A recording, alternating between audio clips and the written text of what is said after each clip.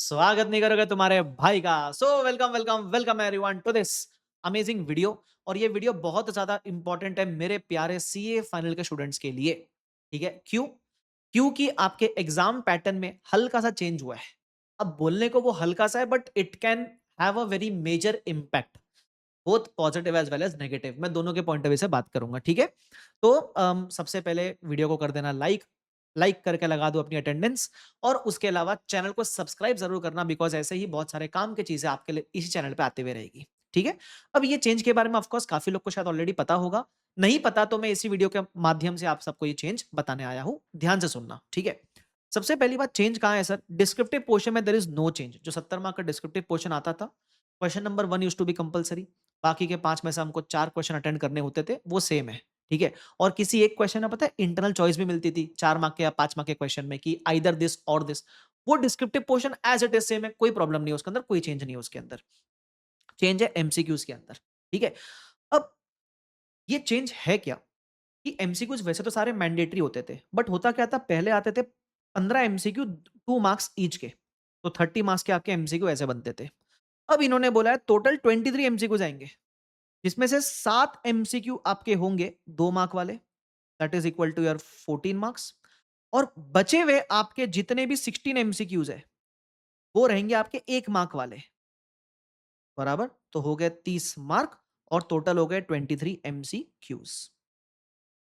Right, तो 7 MCQs 2 mark वाले आएंगे, 16 एमसीक्यू 1 मार्क वाले आएंगे। ठीक है, अब इस चेंज को हमको टैकल कैसे करना है सर? क्या हमको टेंशन लेने की जरूरत है क्या सर? मैं आपको सब बता देता हूं। सबसे पहले ये चेंज अनाउंस किधर किया? ये चेंज अनाउंस आईसीआई ने ऑफिशियली अपनी वेबसाइट पे नहीं किया। मेरे को ऐसा लगता है, एक छोटा सा रिक्वेस्ट, अगर कोई भी आईसीआई का मेंबर ये देख रहा है तो प्लीज ऐसा कोई चेंज हो तो आप वेबसाइट पे डाल दिया करो, इट इज मच बेटर। ये चेंज कहाँ अनाउंस हुआ? आईसीएआई का खुद का यूट्यूब चैनल है जहां बीओएस काफी सेशंस लेता रहता है, बोर्ड ऑफ स्टडीज।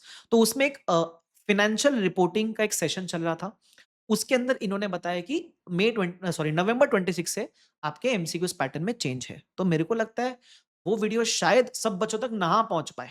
राइट, तो मुझे ऐसा लगता है कि it is better if it is informed on ICAI's official website वगैरह। मेरे को तो लगता है स्टूडेंट लोग को इनको मेल करना चाहिए, डेटा है ना इनके पास, तो एक मेल, मास मेलिंग होनी चाहिए कि भाई ये चेंज है करके।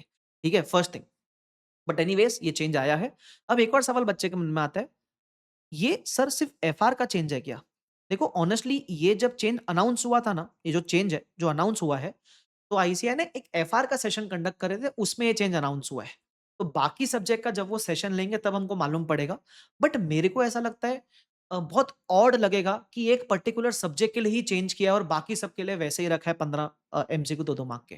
तो मेरे को पर्सनली ऐसा लगता है कि शायद ये चेंज सीए फाइनल के हर सब्जेक्ट के लिए एप्लीकेबल हो सकता है, ऐसा मुझे लगता है। But yes, let's wait for this confirmation. जब वो बाकी के सेशंस कंडक्ट होंगे बाकी सब्जेक्ट वाले बीओएस के चैनल पे, तो हमको मालूम पड़ जाएगा। टेंशन मतलब, मैं मेरे टेलीग्राम पे आपको अपडेट कर दूंगा उस बारे में। तो टेलीग्राम ज्वाइन करके रखना, लिंक डिस्क्रिप्शन बॉक्स में। ठीक है, so I update about remaining subject also. But फिलहाल ये एफआर के लिए अनाउंस तो हुआ है। अब सर पॉजिटिव और नेगेटिव क्या और टैकल कैसे करना है? पहली बात, द नेगेटिव थिंग जो आपके मन में आता रहेगा कि सर एफआर का पेपर ऑलरेडी बहुत लेंदी होता है, goes without saying it is very lengthy. जहां पहले 15 एमसीक्यू करने पड़ते थे, वहां अब आपको 8 एमसीक्यू एक्स्ट्रा करने पड़ेंगे। ठीक है, तो पेपर का लेंथ थोड़ा बढ़ जाता है। तो मेरा आप सबसे एक ही रिक्वेस्ट है, जो आप ऑलरेडी कर रहे हो, राइटिंग प्रैक्टिस जबरदस्त करो, घर पे मॉक्स वगैरह सॉल्व करो, ताकि आपका जो 3 घंटे में एफआर के पेपर को कंप्लीट करने का जो टाइम लिमिट है, वो टाइम पे हो, 3 घंटे में आप पेपर कंप्लीट कर पाओ, वैसा होना चाहिए आपके लिए। ठीक है, तो मेरे को ऐसा लगता है paper will become little more lengthy. Of course option नहीं है अपने पास मेरे हम मैं ऐसा होप करता हूँ कि शायद अपने आपके और सब मेरे पास ऑप्शन होता कि सर नहीं नहीं नहीं ये मत होने दो, बट ऑप्शन नहीं है हमारे पास। तो जब ऑप्शन नहीं होता है ना, तो let's look at the positive side of it. देखो क्योंकि कैसा है, मैं भी इस पे बहुत सारी नेगेटिव बातें कर सकता हूँ, आप भी इसको लेकर बहुत सारी नेगेटिव बातें कर सकते हो, बट उससे होगा क्या, हमारा माइंड और स्ट्रेस में आ जाएगा। Instead let's look at the positive outcome of it, और वही सोच के खुश रह लेते हैं। राइट, दुनिया जिंदगी ऐसी है भाई, छोटी छोटी चीजों में खुशियां ढूंढ लो। तो अब मैं आपको इसका थोड़ा सा पॉजिटिव जो मेरे को लगता है बताता हूं मैं। जब 2 मार्क का एमसीक्यू आता था, तो मे बी 2 मार्क के एमसीक्यू में वो आपसे काफी ज्यादा कैलकुलेशन एक्सपेक्ट कर सकते थे। मेरे को लगता है जब एमसीक्यू 1 मार्क का होगा, तो शायद वो कभी कभी डायरेक्ट एमसीक्यू भी हो सकता है, थोड़े इजी एमसीक्यू भी हो सकते हैं। बट भरोसा नहीं है इनका, ऐसा भी पॉसिबल है 1 मार्क के एमसीक्यू के लिए 2 मार्क वाली कैलकुलेशन पूछ ली। ठीक है? तो इट इज़ पॉसिबल कि जब एमसीक्यू 1 मार्क का हो, तो शायद एमसीक्यू की लेंथ थोड़ी छोटी हो जाए, शायद थोड़ा जो कॉम्प्लेक्सिटी है, जो कैलकुलेशन इन्वॉल्व्ड है, वो थोड़े कम हो जाए। मैं ऐसा दुआ करता हूँ, ठीक है? ये पहला। बट दूसरा जो मुझे सबसे ज़्यादा इसका बेनिफिट ये लगता है, कि पहले होता क्या था, मान लो 15 में से आपके अगर 5 एमसीक्यू गलत हो गए, तो सीधा 10 मार्क गए, क्योंकि एमसीक्यू में या तो 2 मार्क है या 0 मार्क है, तो सीधा आपके 10 मार्क लूज़ आउट हुआ करते थे। अब जब कुछ एमसीक्यूज़ 1-1 मार्क वाले हैं ना, तो हो क्या सकता है कि जब आपके एमसीक्यू रॉन्ग होगा, ठीक है? जो राइट करने पे जो रिवॉर्ड था, वो 2 मार्क था, और रॉन्ग करने पे जो अपने को नुकसान था, वो भी 2 मार्क का नुकसान था। अब अपने को रॉन्ग करने पे शायद नुकसान 1 ही मार्क का होगा। तो होता था ना कभी-कभी, सिर्फ़ 5 एमसीक्यू मैंने गलत किए, फिर भी मुझे 20 आउट ऑफ 30 मिला। तो मान लो अभी आप जब एमसीक्यू गलत करोगे, ऑफ कोर्स होने नहीं चाहिए गलत, बट हमारे से मान लो छोटी-मोटी मिस्टेक हो गई एमसीक्यू में, और मान लो वही 5 एमसीक्यू हमारे गलत हो गए। तो ऐसा भी पॉसिबल है हमारा जो गलत हुआ है वो 1-1 मार्क वाले एमसीक्यू गलत हुए। तो आपका एमसीक्यू में स्कोर करने का चांस थोड़ा बढ़ जाता है। मतलब 5 एमसीक्यू गलत करने के बावजूद यू कैन स्कोर अराउंड 23 से 25 marks out of 30। So this is the only positive outcome which I can see, कि अगर रॉन्ग हो जाता है, तो आउटकम जो है, नुकसान जो है, वो थोड़ा रिड्यूस हो जाता है। बट येस, थोड़ा पेपर लेंथी तो हो जाएगा। कमेंट सेक्शन आप ही का है। आप ज़रूर बताना आपको ये चेंज कैसा लगा। अब मैं बताता हूँ उसको टैकल कैसे करना है, ठीक है? सबसे पहली बात, टेंशन-वेंशन ज़्यादा लेना मत, ठीक है? क्योंकि होता क्या है, आप अगर इस चीज़ को अपने दिमाग में बहुत बड़ा बना लोगे ना, तो भले ही ये चेंज उतना बड़ा नहीं होगा, बट आपके प्रिपरेशन में बहुत ज़्यादा इम्पैक्ट कर जाएगा फिर वो। आपको हर हर पॉइंट पे लगेगा कि अरे यार, ये भी हो गया, मेरे अटेम्प्ट में ये भी हो गया। जो नवंबर 26 वालों को लग सकता है कि 3 से 2 अटेम्प्ट भी इनके अटेम्प्ट में हुआ, पेपर पैटर्न भी इनके अटेम्प्ट में चेंज हुआ, एएफएम का पेपर भी इनके ही एक अटेम्प्ट पहले टफ आ गया, तो खौफ इन्हीं के अटेम्प्ट में बना रखा है पूरा। तो I know there is a lot of things going on in your mind. हावी मत होने देना वो सब थॉट्स को, ठीक है? पहली चीज़। सेकंड चीज़, इसको टैकल करने का बेस्ट तरीका जो मैंने आपको पहले बताया था, please do a lot of writing practice. ये पहली चीज़ है। आप घर से क्वेश्चन लिख कर जाओ।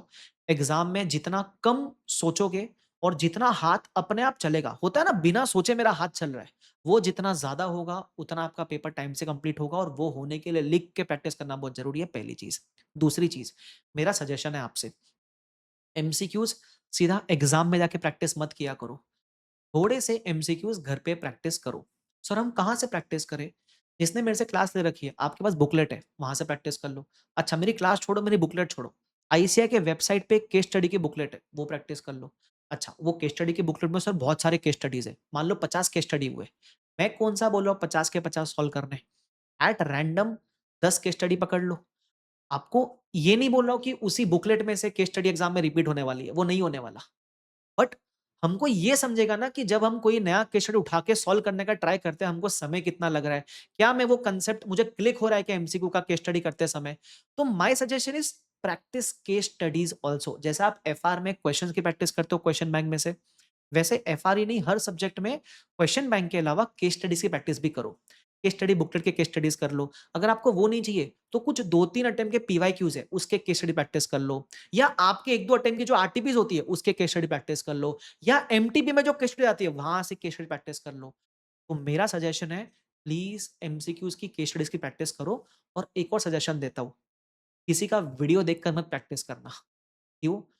आपको अपने माइंड को इस तरीके से प्रिपेयर करना है कि एग्ज़ाम में जब मैं अकेले बैठूँगा, तो क्या मैं अकेले बैठे बिना किसी की हेल्प के मैं केस स्टडी पढ़ के उसको इंटरप्रेट कर पा रहा हूँ कि नहीं कर पा रहा हूँ।